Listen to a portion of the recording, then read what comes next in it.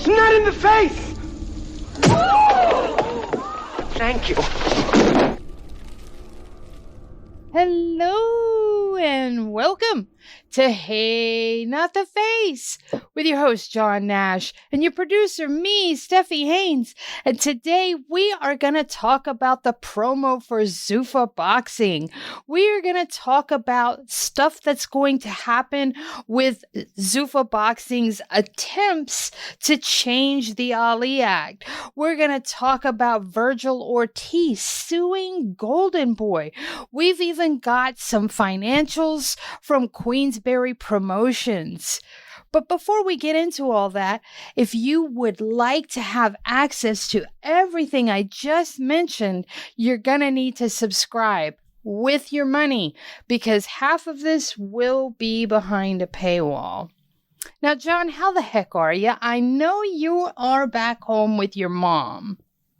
Yeah, I'm freezing. I'm back in Minnesota. You called today to check on the show, and I think you thought I was yelling at you, and I was really just mad because I was in a Costco parking lot, and it might not be the 9th circle of hell, but maybe the 8th circle of hell is going to a Costco with my mom. That is one hell of a trip. I got to tell you that. And then you have to deal with me wanting to know everything you bought because I'm a Costco junkie. I love Costco.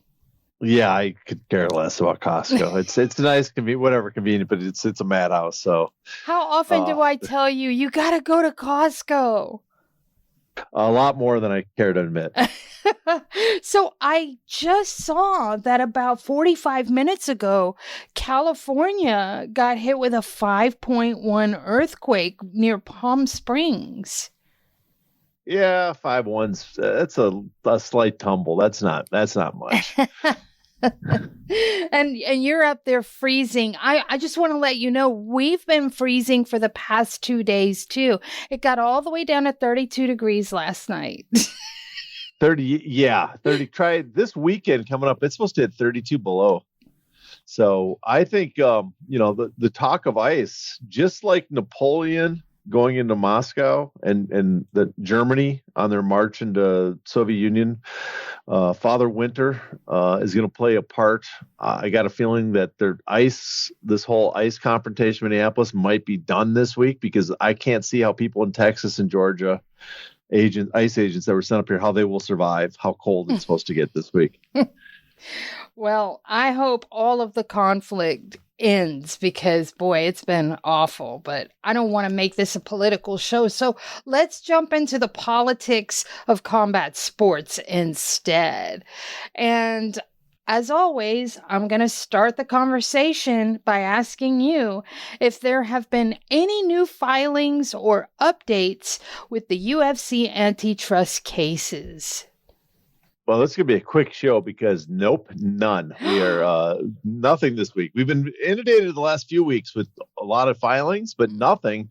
But again, the good news, it looks like nothing that's derailing the hearing, testimony by Dana White and Tracy Long 2 weeks from now. So I have my ticket. I will be in Vegas for that. So hopefully they don't cancel that or move it to a date that I can't make it to. Well, all right. That's the most unusual update ever because literally for the past several months, we get updates every single week. So it's kind of eerie to not have one. But we'll just move right along because I've been dying to get your response to the promo for ZUFFA Boxing that came out a couple of days ago. You know, the one that was focused solely on Dana White. What did you think of that thing? Well, I mean, it was heavily influenced by The Departed. I know a lot of people said Goodfellas or Casino, both of which used the Rolling Stones song "Give Me Shelter," but that was The Departed's use of "Give Me Shelter." You know, when Jack Nicholson's walking through the shadows and everything at the beginning. Mm-hmm. So it reminded me of that. Obviously, heavily influenced by that. It seemed kind of absurd because it just didn't seem like a boxing promo they're traditionally done. but it made sense because he is the biggest star ZUFFA Boxing has. They do not have, if you look at the card coming up this weekend, it's not like it's loaded with big name boxing stars. So he is by far the biggest name they have, even though he's not a boxing promoter per se until now. He's the biggest name they have. And I think also they are not targeting the typical hardcore or standard boxing fan. They are much more targeting the casual fan, being on Paramount, and also a lot of the, let's say, the casual, the curious UFC fans, as well as gambling fans, which seems to be a very big target of theirs, much more than hardcore boxing fans. And I think your ability to get them to get some casual crossover traffic is probably higher if you show Dana White. There was also that Max Kellerman moment where he basically praises Dana White, or says he is the Messiah. I don't know what the exact words he used, but this is the man to come in and fix boxing, elevates him to a level of some mythical figure. And at that moment too, I could really see the crossover appeal between Dana White and Donald Trump, and why the political landscape has been the way it is. That because Dana White might not have the ego of Donald Trump, but everything in Donald Trump's world is built around Donald Trump being the only one that can do it. And you see a lot of that same kind of mythos being built around Dana White. So those were my vibes I got from watching the video. It wasn't targeting me, so I wasn't super impressed, but it might be effective because, I saw a lot of people on social media excited about it. A lot of them are probably, again, not hardcore boxing fans, much more the casual or the UFC curious. And it got some cross promotion by the Trump administration when Kash Patel tweeted it. I saw at least he did, maybe others from the administration did as well. I just found it funny that they talked about boxing needing a visionary, and then you put Dana White out as that visionary. Oh my goodness. If ever there were the antithesis of visionary, it is Dana White. Yeah. I mean, I did like the, what was it Kash Patel said? Reinventing boxing, the old, I can't remember exactly what he said, but it was an oxymoron. It didn't make any sense. It's like, how can you reinvent the past, bringing back boxing the way it was meant to be, or reinventing boxing the way it was meant to be, and it just it made no sense. So again, it wasn't targeting us though. So exactly. All right. So along with that package, that promo package, there have been unveilings of the belt supposedly as leaks, but obviously these are targeted leaks because the photography of the belt looks, like a very mocked up leak. And the belt has an unusual shape for a boxing belt. It has an octagon shape. What's your take on that? Well, I'm not, again, we don't know for sure if that's the actual appearance of the belt, because it was the one it's very in shadow is the one in the video. And the one that they presented elsewhere, again, like you said, it could have been mocked up. It could be a fake image, and we don't know for sure. But I'm not surprised it has an octagon shape, because they're probably trying to link it to their number one brand. Again, when you're appealing to non-hardcore boxing fans, when you're trying to kind of rope in more casual viewers, they probably are more familiar with the UFC than they are with any ZUFFA Boxing. Although it also reminds me of what a stupid name ZUFFA Boxing is. They had TKO Boxing right there. TKO Boxing makes sense. Mm-hmm. That's a logical name. Like, what am I going to watch? TKO Boxing. ZUFFA Boxing is a name that, I guess they printed, as we joke about, they printed a lot of T-shirts they had to sell, and that's why they went back to that name. But the image of the belt, it makes some sense again when they're trying to rope in their bringing up. Trying to get people to, I guess, link it to their number one brand, the UFC.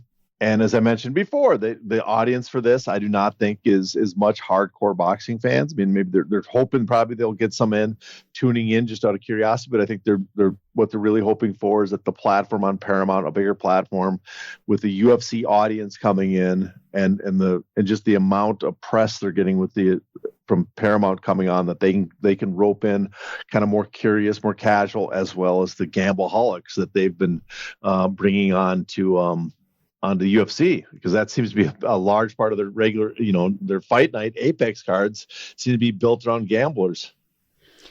In a recent interview, Dana spoke about possibly changing the ring and the rule set. Now, I asked this directly after the belt having an octagon shape because I saw some people discussing that maybe the ring will be an octagon shape as well, because Dana's talking about changing the ring. Do you possibly see anything like that going down? Oh, no. I mean, if it did, it'd be one of the greatest blunders of all time. It'd be like the Yama pit, but times 100 worse. I just can't imagine, because a boxing ring is a ring. They know that. I think they know that people will tune out or not consider it legitimate if they had an octagon ring. It's going to be a gimmick, and also it wouldn't meet the state athletic commission rules, so it couldn't be aired in a lot of places. It wouldn't be official boxing. But he said he wanted to change the rule set too. Well, I think what he's talking about here, I think when he talks about changing the ring, they're talking about what they did. In fact, he mentioned this one time in an interview back in September.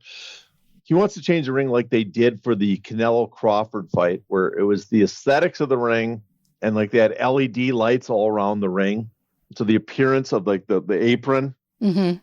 And maybe the ramps leading up to it, things like that, but not the actual surface space that the people are competing on. That part won't be changed. It's the aesthetics around it, like lighting and stuff, and where they could probably position cameras, things like that. That's what I think he's talking about when he talks about changing the ring. They're just not clear when they say that. They should probably say that a little more clearly, elaborate a little more so people understand fully that that's what he's talking about. The rule changes, who knows? I really doubt they're going to change the actual rules. I think when they're talking about rule changes, I think they're talking more about of the structural rule changes, like being rated by a rating organization, things like that.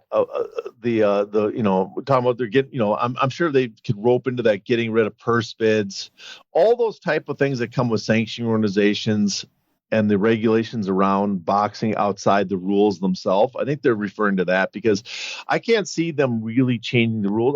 Although they could be also referring to regulation again as things like the additional medical insurance that you're going to need. Okay. That's what they could possibly be doing. But I don't see how they change the actual rules unless they're going to try to convince the athletic commission to allow for new weight classes, maybe some in-between weight classes, but even that seems like a stretch. I think they're going to stick to the legitimate pre-existing rules, and it's the stuff that doesn't have to do with the athletic commissions and the standardized rules that we know of boxing. The ring size, although state by state that varies, but maybe they'll introduce just a consistent ring size for all their events. The rounds, all those things are going to be left alone, I think. Now, the House Committee on Education and Workforce is going to put the TKO proposed changes to the Ali Act in markup this week. What does that mean?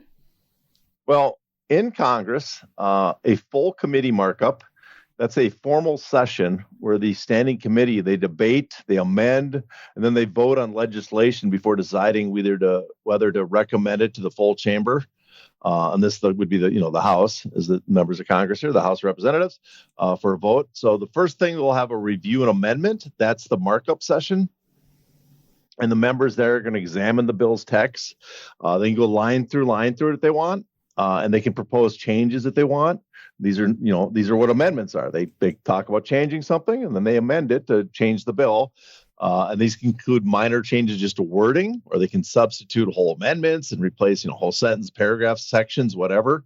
And technically they could end up replacing the whole bill. So theoretically, my dream scenario, as we've talked about before, is someone steps in and just replaces the whole bill with something much better, and that passes. But we will see if that happens. And so that's it. When they're finished with that, then there's going to be a debate portion. Where the committee members, they'll have, members will offer opening statements, and then there'll be debate on the merits of the bill and the amendments. And then finally, there's a vote. And if it's voted that they should be push forward to the full chamber, full House for vote on. Then there comes a report with it as well. So that's the step. So the markup really is the process of the committee going through the bill one last time and making any changes they view as necessary. And then determining afterwards if the bill should be, they'll do a vote afterwards, if the bill should progress to the full House for vote to the floor. Now, I'm going to go out of order here for a moment and throw you right off kilter, but the Sports Lawyers Association will be holding a webinar on January 22nd, which is just a couple of days away, to discuss litigating the Ali Act and pending changes in Congress via the Revival Act, which you will be covering. Can you give us some details on that? Yeah, on January 22nd, there's be a webinar. I was asked by Jason Cruz, our good friend Jason Cruz from MMA Payout and Cruz Law. He wanted me to cover it, and I said, hell yeah, I'd like to see it. I think it might be interesting. And it's a discussion of the Muhammad Ali Boxing Reform Act and what the amendments which amends the Professional Boxing Act and what that bill means for the sport. And so they're going to have a discussion with panelists, Michael D., who's an attorney for Brown Winnick, our good buddy, Kurt Emhoff, the attorney and former boxing manager. He will be there. Patrick English, another guy we've had on the show, and who also was at the last hearing in Congress about the Muhammad Ali American Boxing Revival Act. He will be there.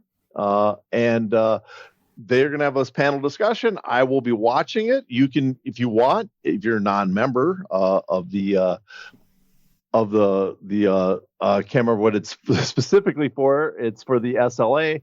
But if you're not an attorney that's a member of that, you can pay a $45 fee to watch it. But if you don't want to pay that, I recommend paying it if you're that interested. But if you don't, I will watch the whole thing and I will give some review and we will discuss it that evening for the next day, I guess. We'll show Friday about what happened, what transpired at that webinar.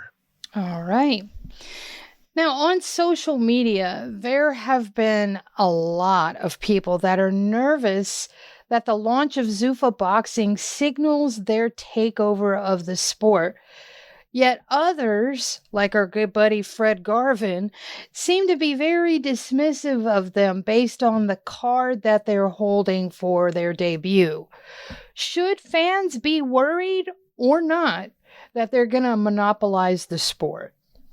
Well, I think a lot of people just aren't, I don't think they're fully interpreting correctly what ZUFFA Boxing may be up to. I know, you can't get super excited. These are not groundbreaking shows. Look who's involved on this card coming up. No one's, it's yes, it has as many top boxers as like a Golden Boy DAZN card, but those are again just kind of feeder programs that build talent up. Those are not major cards, and so this is not a major card, and it's should not be expected to be like doing gangbusters, right? It's not going to be driving millions of viewers. It's not going to be what HBO or Showtime Saturday night card expected to do, and those are paying subscribers just specifically for it.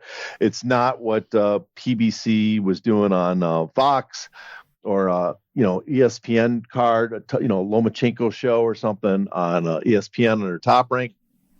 Nothing like that. It is really kind of bottom of the barrel, level B, C type boxers. But I think that's partly what ZUFFA Boxing is going to do. And I think people are missing where the threat potentially of that is. It's not that that ZUFFA Boxing is just going to like, oh my God, they just have a better product and no one else can operate.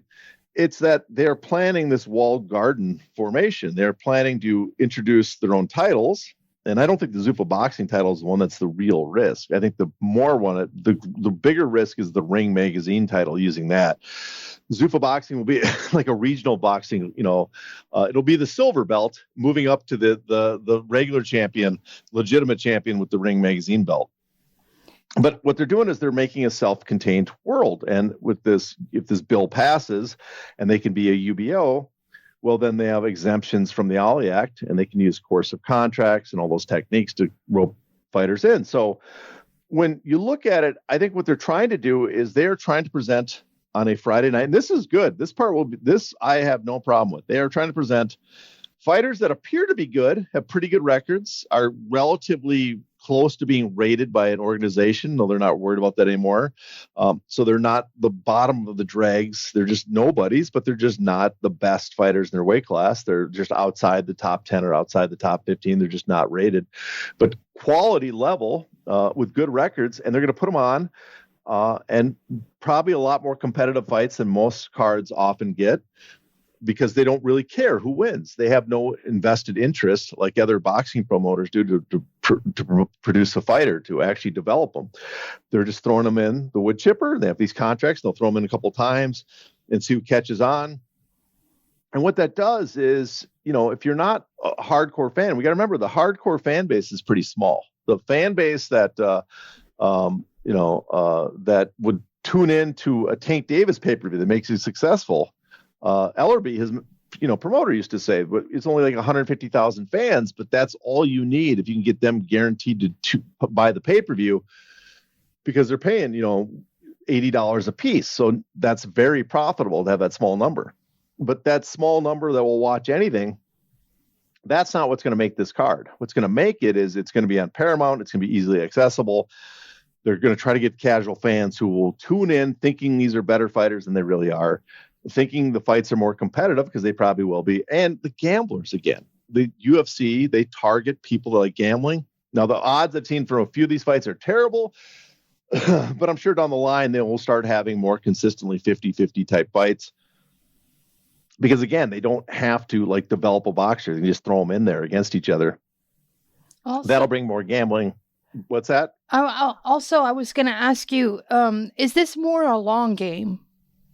Oh, yes. I think, and I will get to that. It's at first, I think what they're going to do, they're starting at the bottom of these guys. And one thing, they're not going too out on a limb because they have not had this legislation passed. But again, okay, so they have these cards they're going to have on once a month, and I'm sure they're going to actually increase it over once a month over time. They're claiming they're going to do one a month. But I think the eventual plan is maybe twice a month for these to actually have more content on air.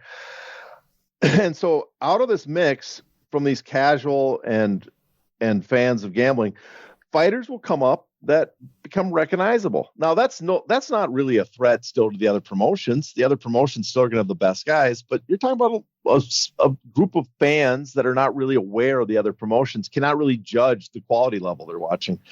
They're just aware that these guys are the best of this lot.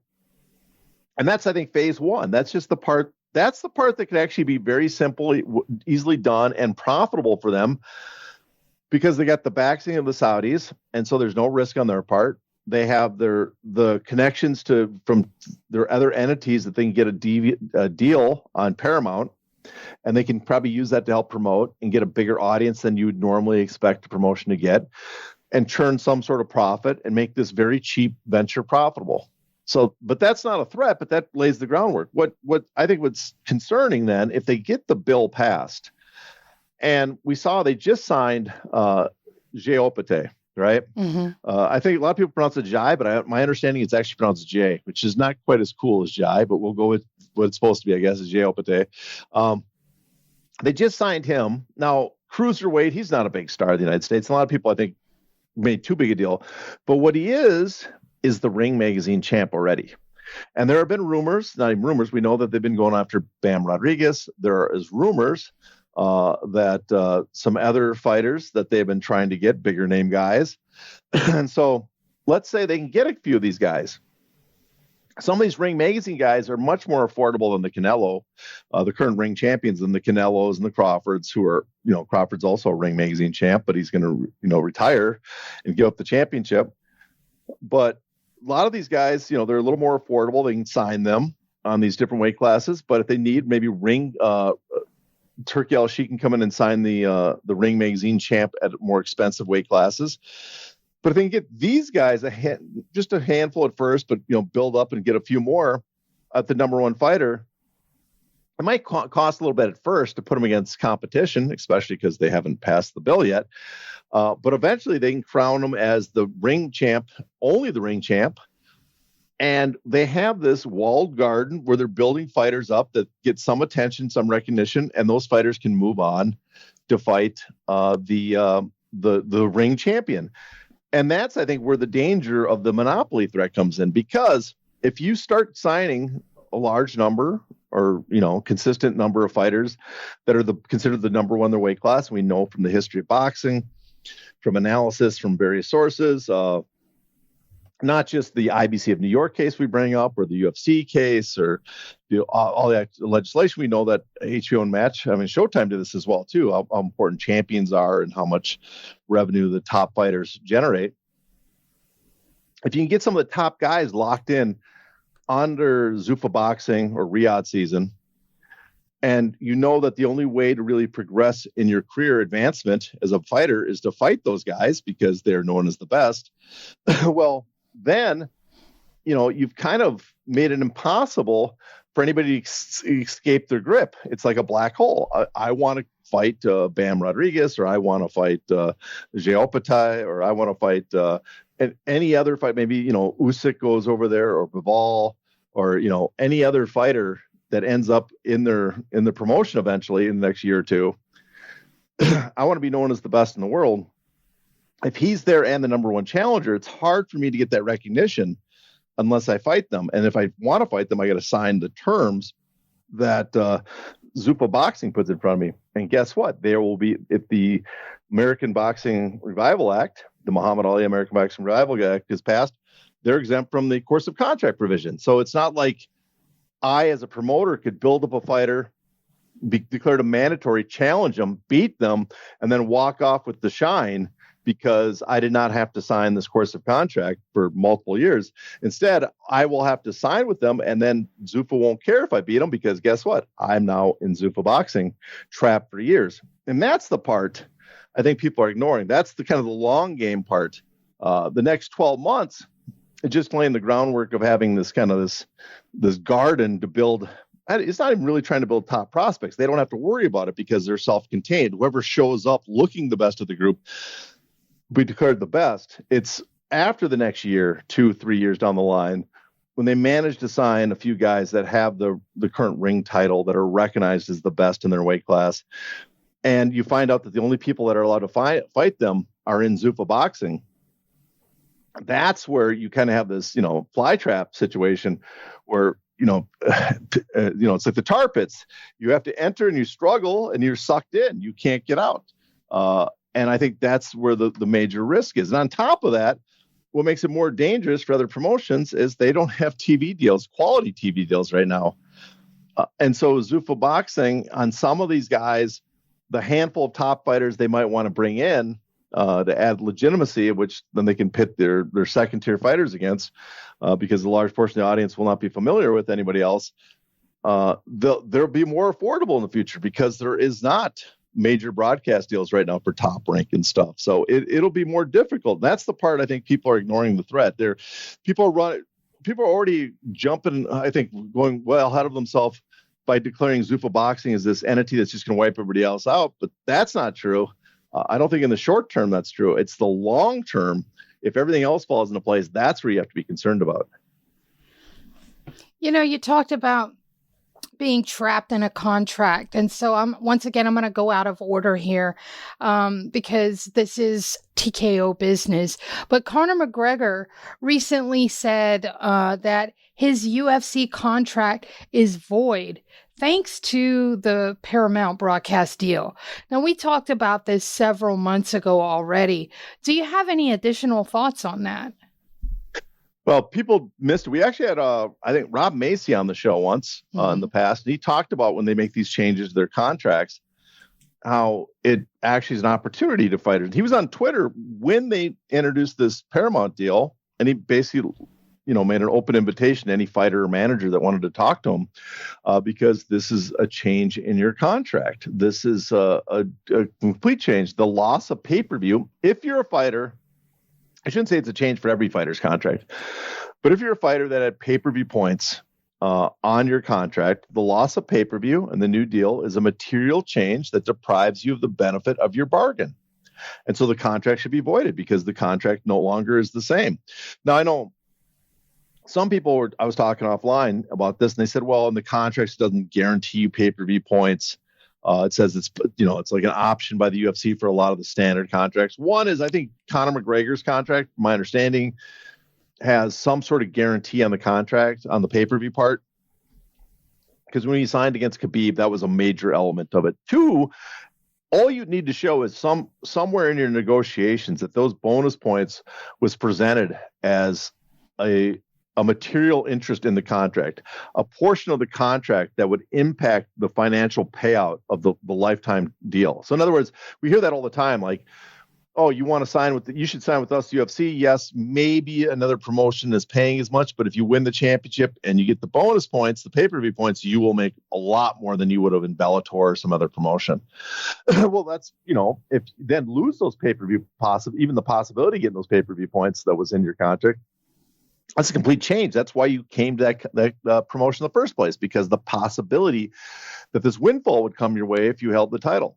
And so I think, it would be very easy for him. I'm sure actually his contract is in many ways void now.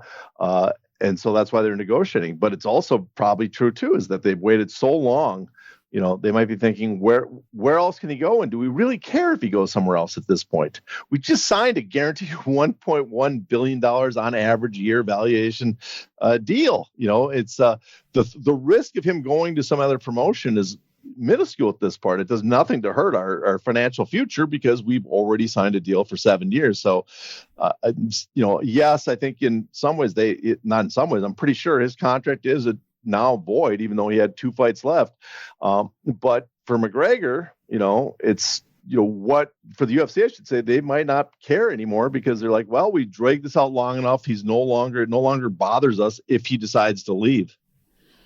Now, let me put a different angle on this as far as the negotiations that are reported to be happening right now. Conor McGregor just signed that deal with the Trump family recently that we talked about a week or so ago. What about that? Do you think that the UFC is more or less likely to play ball with him in the negotiations, considering that he's linked himself to the Trump family through his business dealings? Well, I wouldn't doubt it. The Trump family said, we really want Conor McGregor on this card. They go the extra mile to get McGregor on the card. If that takes paying them some more, I'm sure they would. But I also, at the same time, that they're in such a great place, they might say, listen, we are not going to go to what we view as outlandish offers. We're not going to, we may pay you more than we did before, but we're not talking about Canelo versus Crawford type numbers. We will not go that far. We don't have to because we have this guaranteed revenue. And now, Trump might say, oh, I definitely want him on the card. So again, they would up the offer, but I'm pretty sure the UFC and Dana White's in a better position with Trump than Conor and say, listen, he's asking for too much. We won't do it. And the same token, Conor McGregor might look at it like, I am willing, because I have this relationship with the Trumps I want to foster, I am willing not to rock the boat, to accept maybe a slight increase or, around the same, whatever, just to be on this card because I want to cement this relationship with the Trump family and get more from them. Or because I'm fucking nuts and I actually think they're my friends. And I think this is the coolest thing in the world. The guy's brain seems somewhat addled at this point. So I wouldn't be shocked by that as well. But it works either way, both ways. One is that you can see that the Trump administration wanting him on it, if they really did. Trump really wanted him badly on the card. UFC going the extra mile to put him on it. But on the other hand, too, as well, is that Conor McGregor. To access the bonus content of this episode, you must be a paid subscriber. To do that, go to heynottheface.substack.com and subscribe today.